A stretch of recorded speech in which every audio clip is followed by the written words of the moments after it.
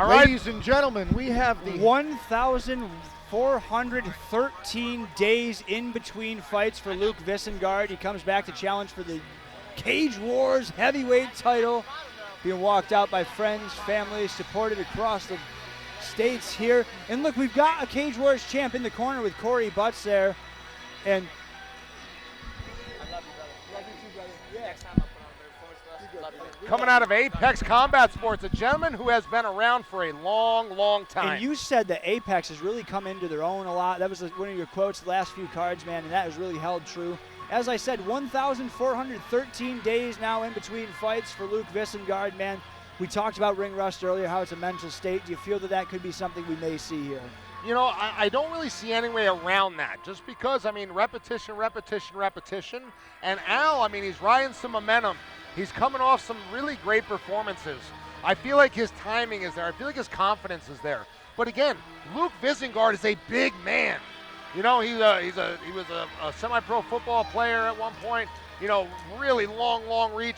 To me, this is going to be another Boyce versus Marro thing. Is it going to be keeping Al at distance, or is Al going to use that peekaboo style to get in, use his punches, and use his takedowns? Yep. Al with the walkout songs wins every time.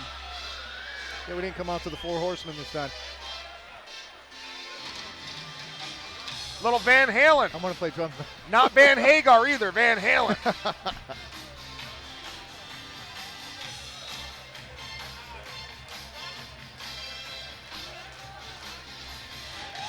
Only two fights left tonight, guys. The MVMMA guys. Our once again main event. Enter the reigning, defending Cage Wars heavyweight champ, Al the Postmaster Marro. This is a guy that since the first fight with Corey Norman has been very open about his battles with mental health. Yep. He's really turned things around. All the pieces of the puzzle per se have fallen into place here for Al Marro. 2-1 in his last 3. I mean, what more can we say about this guy? And the one loss was a decision to Corey Norman. Yeah, really there's no. Yeah, and I got a chance to talk to him earlier. I said, "How you feeling?" He's like, "I feel great." I mean, best he's felt in a long time, he says. Yes. Well, it goes back to what we talked about before. You know, you're carrying your teammates in there with you. He's got this structured support system finally. Yep. Before he was going to college on the wrestling team, he trained with them a little bit. Here and he there. trained at the boxing gym some. He would train here some. Now he's got this structured unit around him, helping him get better. Yep. And I'll tell you what, I heard him hit Corey Norman and Matt Boyce, and it sounded like the man had cinder blocks in his gloves. Oh, bro, you get hit by him, it's like French kissing a freight train. Oh. And again, it's that peekaboo style. His coach, his boxing coach, is a custom auto trained coach. Yep. You know, it's all about that power. Yep. Custom auto, famous for training Mike Tyson, who everybody doesn't know who that is. Yep. Well, if they don't know, they should know. And let's give a shout out to the future Mrs. Postmaster who's watching either here or at home. Courtney, we love you. This fight is brought to you by Matthew Tarullo, Cetera Investors, Premier Client Group, the Esley Group. Matthew Tarullo, former NFL player. New York Giants. Yep, Syracuse Colony graduate. Yep. You know, it's nice to see these guys come back and give back. We're going to bring it up to Mike Falvo. Ladies and gentlemen, this is our co-main event of the evening, and it is for the Cage Wars Heavyweight Championship. This championship fight is scheduled for 3 3-minute rounds. It is sanctioned by the United States Muay Thai Association. Executive Director Ed Kinner is in attendance this evening. The judges for our championship fight is Mr. John Bernard, Robek Sisa, and Chris Polinsky. The fight doctor at cage side for our heavyweight championship bout is Dr. Michael Sheridan. And now let's meet the fighters for the Cage Wars Heavyweight Championship. Introducing first, the challenger fighting out of the blue corner. He weighed in last night at 235 pounds, representing Apex Combat Sports out of Lisle, New York, Luke Visingard. And his opponent standing across the cage fighting out of the red corner.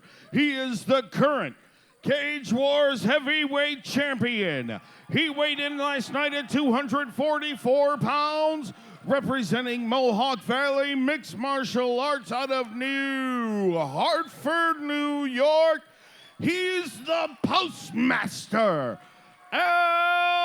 Marro. And the man in charge of the action of this heavyweight championship fight, Big sexy. Mr. Dan Mergliotta. You know, I will say I see a little bit more tense energy from Al right now. A little bit more jumping around. Yep. A little bit more movement than he was with Matt and with Corey Norman. So let's see if that's at all detrimental.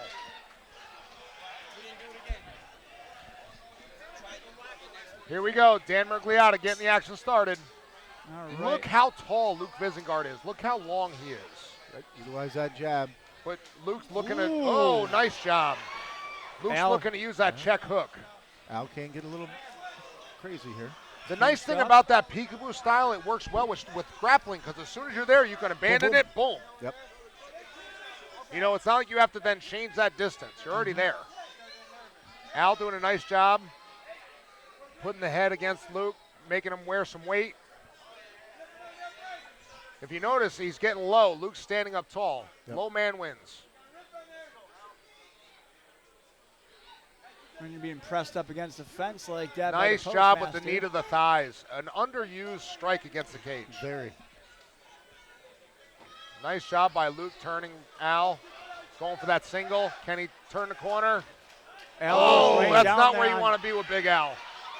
That was almost like a veteran move there from Al to be able to turn that around and get himself on top. Al is a veteran. Yeah, With yes, the he amount is. of fights he's had, I mean, this young man has a 11th crazy right fight here. IQ. Because he studies it, though. He turns this into a science and really breaks And it he's- all down. Oh, looks like a knee to the groin. Al knows he did it too. And he's very well rounded. He instantly backed up. Did that And make your that's- other testicle ace end, or just the first No, one? just the first one just Okay. came back down, went back up. I was going to say, did you cough it out? We It good? was like pinball. You know, and that's the one danger against the cage, especially with the taller man like that. That knee can easily travel up inside that thigh. 5 minutes in which to recover here for Luke Visingard. And for the folks at home who say, oh, well, they wear cups, put a cup on And then let's- and let your significant other knee you right in In that the cup. nuts. It does not help Yeah. at all. No, it helps a little bit. It but- just doesn't. a little you don't bit, get but- smooshed. That's Oh. all it does. That's the impact. Yeah.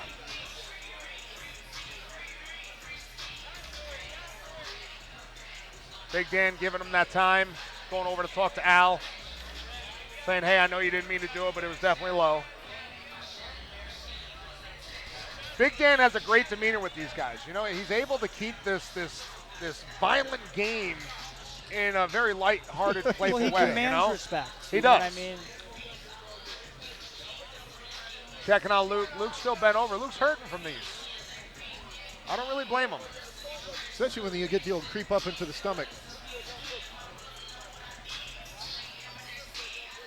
Creeping up into the stomach's not the fun part. Yeah, right? no. looks Like when you feel like you're going to puke one out, that's not a good thing. yeah, we call those a stinger.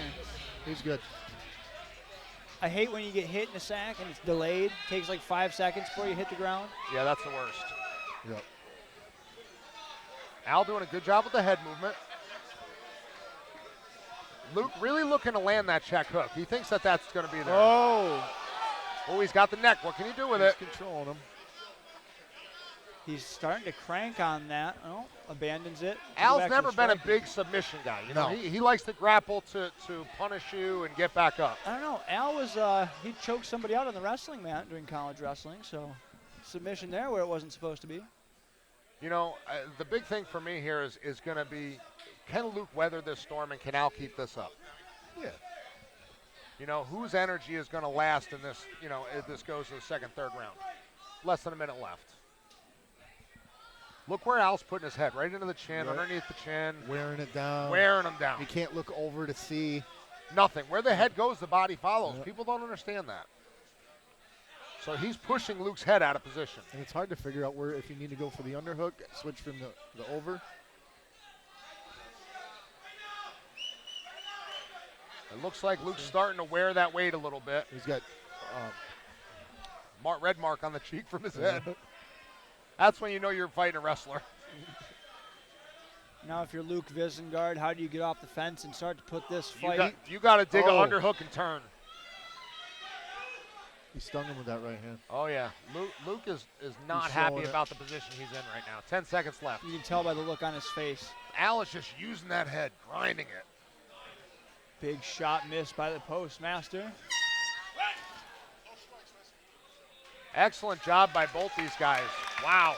You know, and for Luke being away from the sport as long as he's been, this is very impressive. Yeah. 1,413 days, and he came back looking like he hasn't missed a beat so far.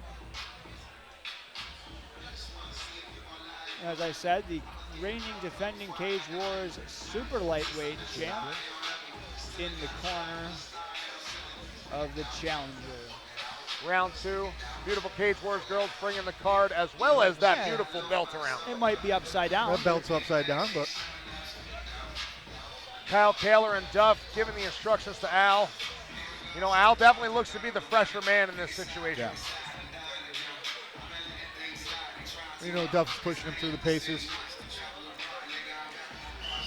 Well, but also, you know, he made Luke wear his weight. Yeah. Which even if you train cardio, when you're wearing that weight, you're not used to wearing 244 pounds against your chest the whole time. It's hard to train for stuff like that. It's so hard. You see a And big that's where your training partners come in handy. You know, you want people that can kind of replicate what your Right. opponent's going to do. Visingard able to land a nice shot as Al was on his way in there. And it's tough to find somebody that can do the kind of things that Al can do because it's just kind of unique, the way he combines them. Al gonna create. I thought he was gonna create some distance. Double so under, about a couple looking for a buttons. body lock. Got the body lock. Yeah, double overs. Yeah, but that's a weak double over with He just switches it over and under. Oh, Once again, Al here defending the takedown. there we go. Oh, Oh, man, That's he's right. got heavy hands, this guy. just throws him you off. see wearing on Luke's face.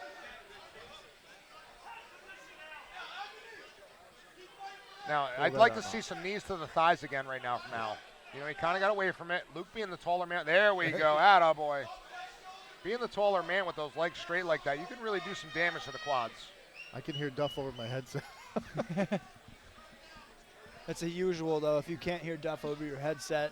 Yeah, it's an ominous quiet in here right now with the crowd. You're barely into it. Al lot looking of for that body lock again.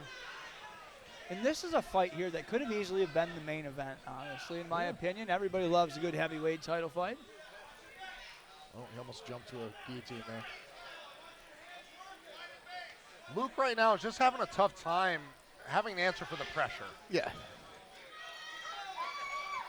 And how do you solve that puzzle? Get away from the cage. You've got to get away from the cage. You've got to get your back off the cage. That has to be paramount. He's got the one under. Well, he's So got how does he? Well, he's got the under, but he didn't create. Oh, that might be it. This might be it. He might be done. look for Al to go for full mount here. Sometimes fighters just get to a point. You know, and it didn't necessarily look like a specific shot took him to his feet or to his knees like that. But he's going to let him up. Al, He's like, if I was Al, I'd let him get right up. You let him think he was going to get up and then started chopping those legs. And you, see, people think that when the fighters put their arms behind their heads like that, they're being disrespectful. But that actually surprised gives you he more just went strength to back the down in the core, guard. right? Yes. That you was surprised with that, Will? That he went back down into his guard? I was. I would have called him right back up. But Yeah. again, he's controlling the round. You know, so there's really no chance for Luke to sneak up and get a flash knockout, get some sort of a momentum going in this round to potentially steal it. Right. You know, I mean, I can't say I blame him.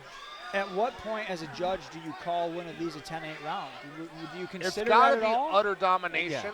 Like I there's don't think it's barely just any yet. offense to one guy, from one guy. Less than 10 seconds. We got to remember under the new unified rules, which I believe the USMCA is using, they They do. encourage more 10-8 rounds. Than Every ABC certification, they're encouraging more 10-8 rounds, but there's always a pendulum effect to there because ever since they started doing that, sometimes you see 10-8 rounds that are not 10-8 rounds. You know, so I really respect what the ABC is trying to do, but at the same time, the judges really have to know when to utilize those 10-8s. And right now, I mean, it's been solid 10-9, 10-9.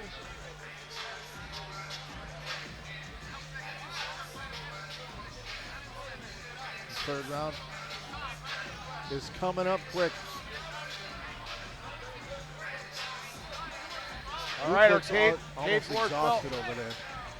Oh, yeah. I mean, but he wore Al's weight for 6 minutes. I'd be exhausted. Yeah, I'd probably exhausted puke in the bucket. Props for him to take 1,000. How many days? 1,413. 1,413 days. That's a lot of days with inactivity. Well, and again, he could have been training, but without that competition. He was staying very active in that time. When we did the interview, were you there for that one, or was that the show you missed? Sure, I missed. Yeah, he was talking about how he stayed active, and he was trying to stay, as active as he could, helping train guys like Corey Butch for 2 title fights. There's nothing really in training you can implement to have this. And again, styles make fights, and Al he's got a very tough style to kind of deal with. Yeah. As Matt Boyce found out. Matt Boyce did pretty good keeping on the end, but it was a tough thing to keep him there. Yeah. I see Icegate round 5 tonight. Holy shit, holy. Coaches are 0-4 against the ice buckets this evening. Why do they have open ice is my question here. Because this is New York State. They always and if you're here, nothing makes sense. I still see like 6 pieces of it just chilling under there, but I'm not going Joe Rogan on this one. It's under the corner, though, so. All right, here we go. Third and final round. Luke breathing through his mouth and his mouthpiece. That's never a good sign. And I would stop backing up against Al. Last place you want to be is against the cage. The first 2 rounds should have proved that. Yeah, but how do you stop Al's pressure, man? Well, but what I'm saying is he let him walk him back into the cage. He literally let him walk him back. Instead of circling out. Oh. Yep. Going to push off here. Nice uppercut, left hand. Good job by Luke. He needs to do a little bit of what Pastor did earlier, backing up, striking. He can't just back up. He's got to back up and strike. Yep. Nice job there. Nice adjustment. But Al, right back to the game plan. Looking for the foot sweep. That knee is right there. Knee that thigh. There we go. Right in that foot stomp. And people like to trash on the foot stomp. It works. It makes your opponent move his foot. Especially you dig that heel in the top Yes. of those little bones. It all depends if you use your heel or not. That's the problem. Yeah, because flat, not that bad heel. It sucks. Al almost halfway through this first round. Third, almost halfway through the third round, rather. You first half of the again. third round. It's not hard to get me confused here, Will. You got to. I meant first half of the third round. Dan's going to separate him. Good separation by Big Dan Bergliotta. 90 seconds left. All right. Let's see this, Luke. Desperation takedown here from You're not going to Visingard. take down Al from your knees, though. And he did. Well, he stood back up to take him down. Now Al's in guard. This is not a normal usual position spot for Al. Yeah. Al, being a wrestler, usually likes to be in the dominant position. But a very underrated ground game off his back for Al Marro. We don't see him here that often. Oh, I just said he got a closed guard. He just opened it. Now he's got it closed again. There we go, trying to get to that right hip, but then closes it back up. So we keep mentioning about open closed guard this evening. For the fans at home that might not know the difference, could you explain that? Because right now it's closed again. So when the feet are closed, I had an instructor always used to tell me, you're not going to do anything from a closed guard. You're keeping your hips in the same exact spot. You're not going to do any offense. So basically what you have to look for is some sort of an arm sweep or something. If you open them up, then you get to the foot to the hip. You can create angles. You can get to your hip. You're more create separation. The more active open guard, the more you can move your opponent's in center and of out. gravity. Exactly. Nice job by Al. Using that head again instantly. About 15 seconds away from another successful title defense. 10 seconds. 10 seconds. Title defense.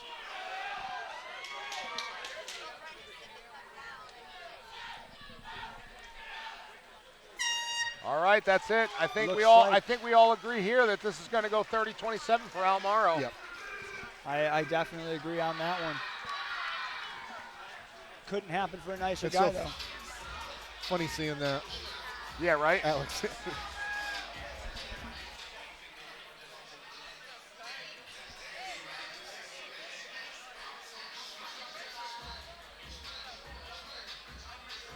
You know, and that's great to see for MVMMA as they, you know, did not win all their fights tonight, but to end and leave on a high note is a great thing. Absolutely. Both are good showing from Luke for being inactive that long. I want to see Luke Visingard back I want in to see here. him again too. You know, I would like to see him against somebody like Pastor. That would be a very good fight. Tim Rankin, if you're listening, Timmy. you know, Pastor's talking about wanting a title shot. He's not ready for that, but I think that would be a great fight to watch. They're both tall guys. Pastor uses his footwork really well, his feet. Yep. I think that's the fight to make. Yeah, I'd agree.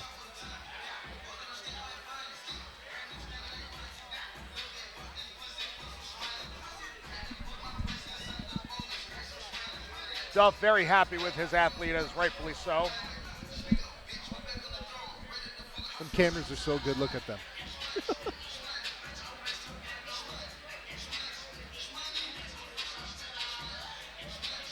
You know, we got So one of the HD. sponsors, Matt Tarullo, in there. Not many put the people belt make around? Big Dan seem small. You know what I mean? You're right. Holy shit. That's a big man. Yep.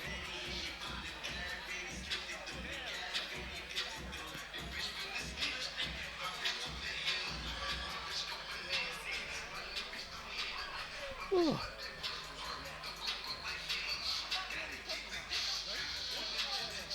You know, we want to thank the fans here for hanging in with us until almost midnight right now, and there's still a fight left. We got one fight left. Yep. You Almost know, I midnight. mean, that goes to show the All level right, of ladies and matchmaking. gentlemen, as always, how about a nice round of applause for these two great heavyweight fighters?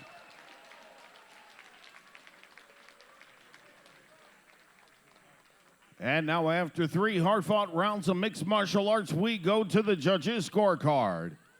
All 3 judges score the fight 30-27 for your winner by unanimous decision. And still, Cage Wars Heavyweight Champion, the Postmaster